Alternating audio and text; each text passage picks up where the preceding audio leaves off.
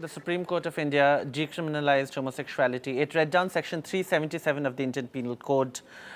In four concurring judgments, all judges concurred on reading down Section 377 of the Indian Penal Code that criminalized quote-unquote unnatural sex. This also culminates in almost 2-decade-long fight by activists of the lesbian, gay, bisexual and transgender communities. My name is Dhrubo and today I have it with me Hindustan Times' legal editor Ashok Bagria. Ashok, if I may first come to you and ask you what the big headlines are of this judgment. Firstly, we have to understand this was a judgment by a 5-judge bench of the Supreme Court, which has undone what was actually done by the Delhi High Court in 2009. So what the Supreme Court, this 5-judge bench has done is that it has read down Section 377. In fact, Section 377 criminalized homosexuality.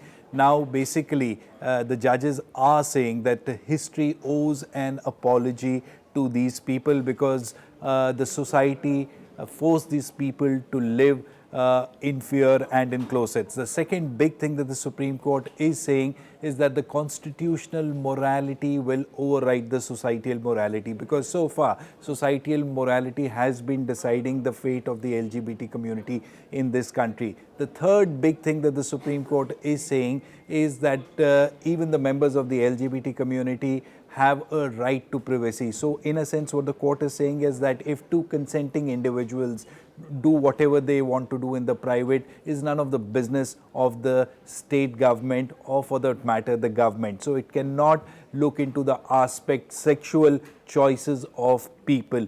Another important point that emerges from this judgment is basically the reiteration of the right to privacy of people and the people to be treated equally under the Constitution, because the overarching principle of the Constitution is the right to equality. Now, as far as Section 377 was concerned, it created a separate classification of people and denied them equality. In fact, the Supreme Court said that it was Section 377 was rule by law instead of rule of the law. So now this is what the court has done today. It has undone this Victorian sense of morality and have brought the law up to date with times. Right. For our viewers, Section 377 of the Indian Penal Code is a law that was formulated in 1860, right, in colonial India. It has been repealed in most parts of the world. In Britain itself, Section 377 was repealed in the 1960s. It's taken more than 50 years, almost 60 years for India to do so. But Ashok, if I may, what I also heard was that this judgment is a wider judgment, right, that it has implications of constitutional morality. If you can just explain that a little bit. In a sense, this judgment has rather confined itself only to the aspect of reading Section 377.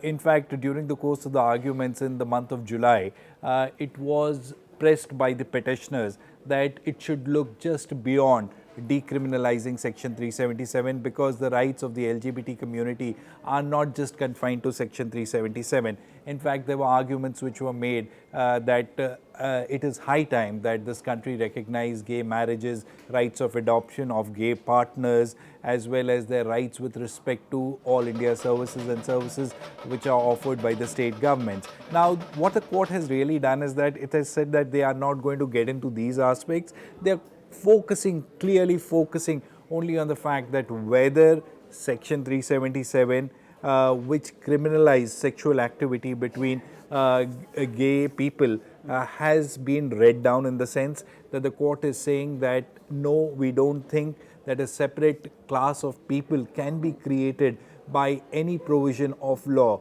which is directly in conflict with the Constitution of India. And in fact, every category of people in this country must be treated equally.